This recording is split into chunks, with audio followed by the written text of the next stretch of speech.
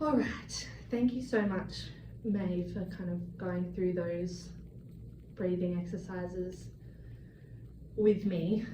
How are you feeling now? Do you feel ready to kind of start talking about what's going on for you? Yeah, I think that was really helpful. I think, just feeling really, overwhelmed before. So, that was really helpful. But I think, I should be ready to go through things now. All right. Yeah.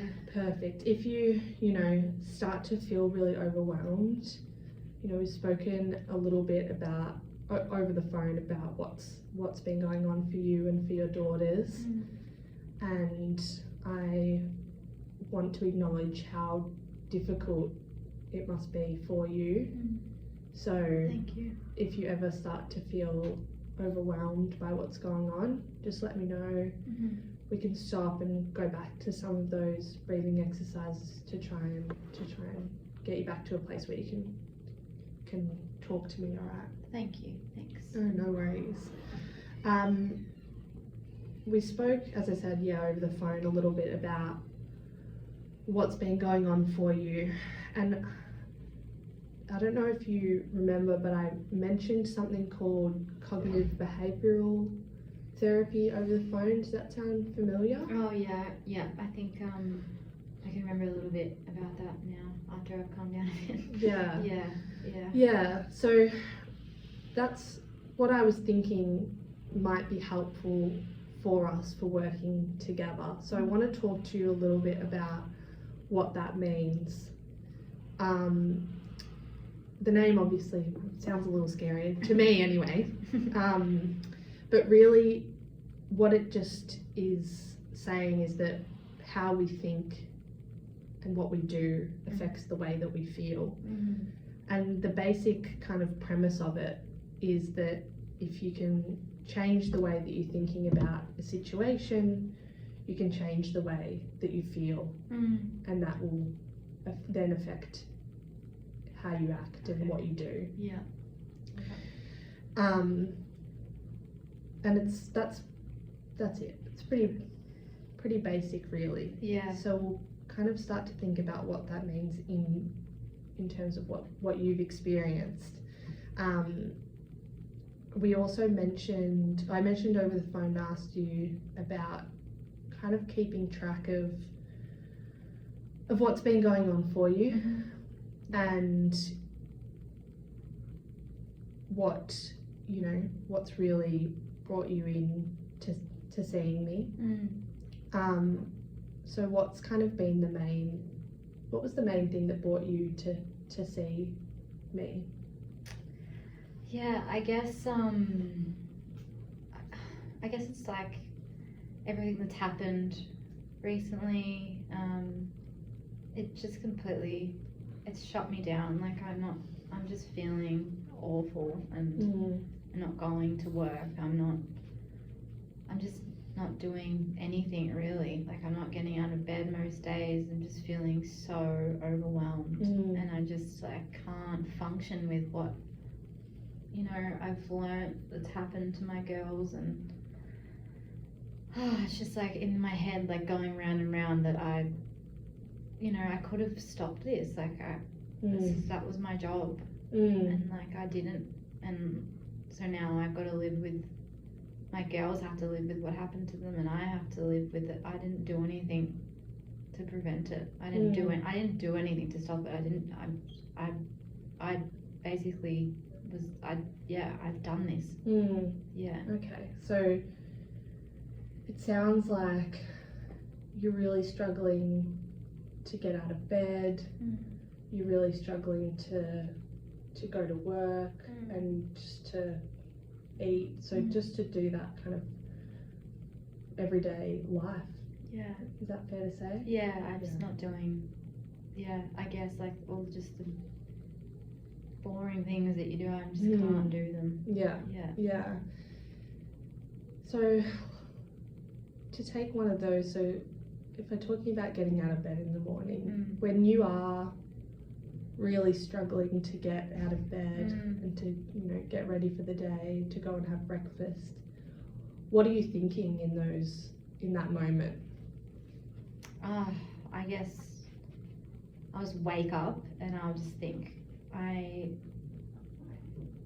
guess I'm a bad mum. Like I didn't stop this, and then I just think I'm debilitated by it. I can't function. Like I am a bad mum. Like I didn't fix and I didn't stop this, and I didn't know about it. Like how did I not know about this? Like the girls lived at home until I was 17, and I didn't know. Like what was I doing? Yeah. Yeah. So it sounds to me like you're really feeling responsible for what has happened, for the abuse that your daughter's experienced. Is that fair to say? Yeah, I think I have to be, right? Like I didn't do it. I didn't know. I should have done things. I should have been able to be. I should have known. I should have known. Yeah. So those thoughts about, you know, not leaving, that you should have known, they are really what's stopping you from getting out of bed. Definitely. Yeah. And when you're thinking about not leaving and what's happened to your daughters and feeling responsible, what are you feeling in your body? You're not getting out of bed. What are the other kind of sensations that you're feeling? I guess my sense, I'm getting like my heart is pounding, I'm crying, feeling like just tight, like really like chest tight, feeling like foggy, just not feeling, I'm just like, I'm not almost present, I guess, within myself. So it's really having a really significant effect on how you feel in your body. Yeah. And so, you know, you're thinking about, why didn't I leave? I'm responsible for what's happened to my daughters. I'm a bad mom. You're not getting out of bed. You're feeling like you're crying. You're tired. What are the emotions that you're then feeling? Frustrated. Shame. Guilty. Sad, I guess. I'm just sad. I'm ashamed that I couldn't look after my girls. And I thought that I had, but I obviously didn't. And I'm just, I don't know how I missed this. And I want to come back to those thoughts. You know, you're saying that, why didn't I do this, that I should have. That's what I've heard from you a few times, that I should have known this and I should have done something different. And I kind of want to explore those a little bit more. So when you're talking about what you should have done, why, you know, why do you feel like you should have done this? I guess because like that's what mums do. They look after their kids, and that's like my role to be a mum and to look after my kids. If I can't look after them, then I'm not really a mum, am I? Or I'm just a terrible person, or I'm a terrible mum. Like I can't meet that one main thing that is like being a parent, and then I mustn't be good at it. I'm terrible. So what I'm kind of hearing is that it's really important to you, it's something that you really believe, that a mum should protect their daughters, and that's a really basic thing about being a mum, and that the fact that you haven't protected your daughters is you haven't protected your daughters from what they've experienced. That's what's making you think that you're responsible, and really triggering this negative emotions and stopping you from functioning, really. So I want to kind of talk about that a little Yeah. bit more. Can I ask you,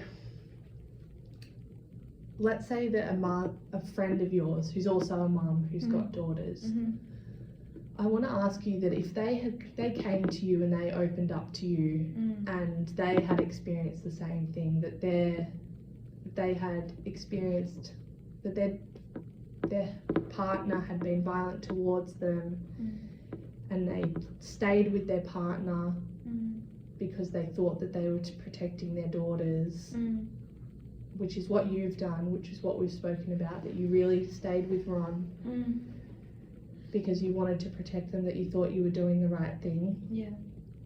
And then they found out once Ron had passed away that he had been sexually abusing their daughters. Yeah. So if this was the other mum in the position that you're in, Yeah.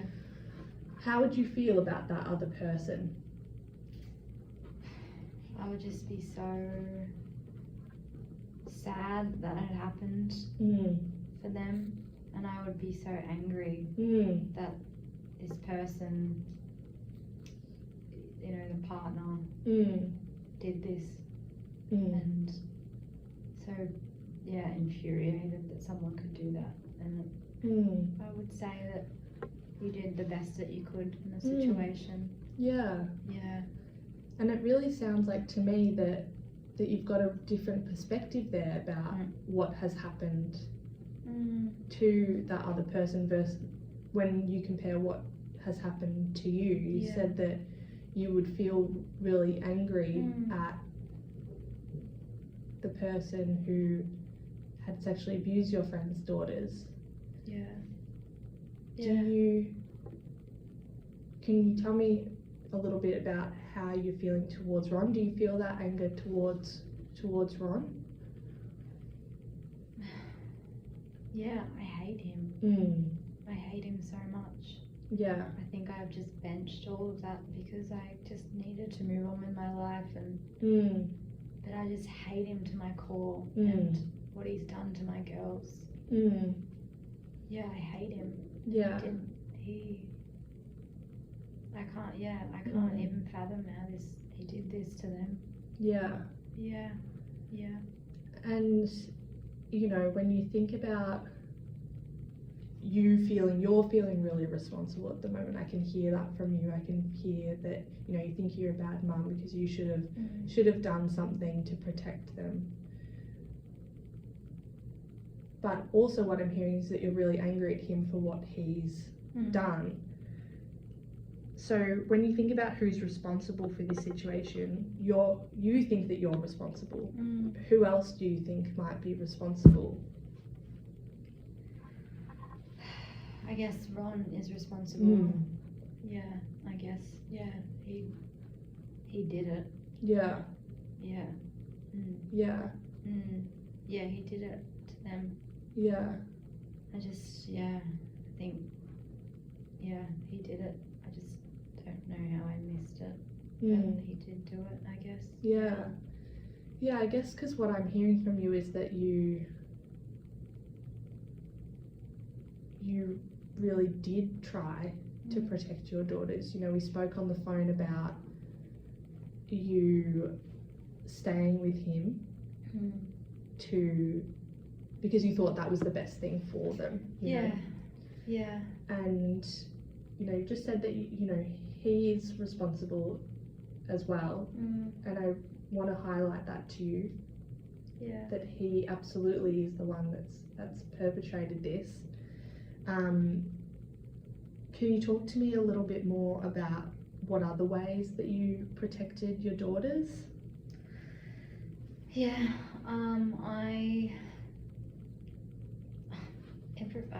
everything I didn't go to work anymore, although that was Ron's intention. I think that I still wanted to be home, and I didn't push at that because that means I could be home and I could care for my girls and I could be there at drop of a notice. I could do everything that they needed from me. I loved them unconditionally. I stayed in the house for a long time. I wanted to leave a long time ago, but I stayed because I thought that was good. That was the right thing to do because they had a roof over their head, and you know, I thought Ron adored them, and they seemed to have adored him back. It was just so. I feel like I tried so hard, and even now I'm so close with my girls, and I would do anything for them. I would do anything for them. I would take a bullet for them. Yeah. I love them so much, and I just, yeah. Yeah. You know, I heard you say that you tried so hard to protect them, and what I'm hearing is that you really did protect them. Not just that you tried to, but that you really did keep a roof over their head. You stayed with Ron because you thought that was the best thing for them. Yeah. And going back to, you know, we've spoken about your thoughts about being a bad mum, but also that, you know, there is that door opening, that there is that responsibility, not just on you, but on Ron as well. And going back to cognitive behavioural therapy, what we're going to try and work towards together is really trying to change those thoughts of a bad mum and feeling like you're responsible, to really recognising and thinking that Ron is responsible. Yeah. And we're going to try and work together to get to a place where you don't have those thoughts about being responsible anymore, because you have kind of changed the way that you see the situation. Yeah. Do you feel like kind of what we've spoken about today is kind of getting in that direction a little bit? Yeah, I think I feel like it's kind of brought a different, like, perspective onto everything, because I feel like I've just been in this rut of like, I haven't been able to see any other perspective other than my own, because like it's been all so consuming. Yeah. And I think it's just resurfaced a lot of stuff for me. Yeah. With my past relationship. Yeah. But I think it's been really helpful to hear how it can be framed differently, because when I think about it, I don't know how much of it makes logical sense that it's not, that it's my responsibility. Yeah, it's been helpful.